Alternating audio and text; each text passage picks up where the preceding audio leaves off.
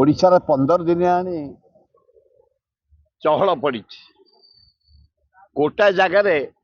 7.5 quintal छेना मिश्रण छेना अपमिश्रण छेना ये Bhubaneswar market Odisha रे चली जहाँ सरकार धरा पड़ला पर एबे बारंबार मिठा दुकान अटैक कर पहाड़ अटैक कर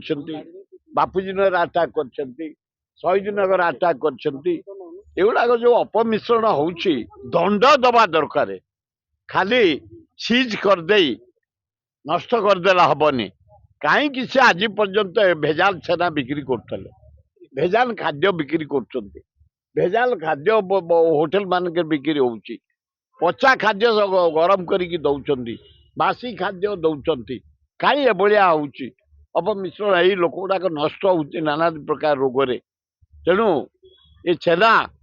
काली बाहर नियाली छेना भी धराई रसुल एठे पहाड़ धराई कटक भुवनेश्वर एड़े धराई सरकार टे कड़ाकड़ी हंतु सबुटा लुज इे आईन टाक लुज करदे चारिआडे नारी निर्यातना इे चोरीटा फ्री करदे चारिआडे गजेई गली कंदी निशा गली कंदी होटेल बाहर मशाणी खेल पड़िया नई कूल पोखरी तुटरे बार सब खोली जाइए दारुण दुख आईन टे कड़ाकड़ी हवा दरकार मोहन माझी तमें निजे टे दायित्व अच्छ होम दायित्व ना अन्य जन को दे दियो आमर जे होती रेवेन्यू मिनिस्टर सुरेश पूजारी जड़े दक्ष लोक ताकू दियो पृथ्वीराज हरिचंदन जड़े दक्ष मंत्री ताकू दियो समस्ते खाती छेना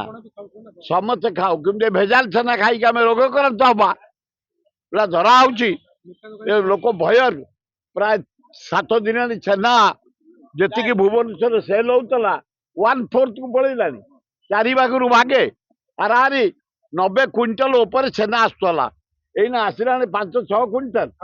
दुखदायक घटना लज्जार विषय खाद्य अपमिश्रण बर्दास्त करा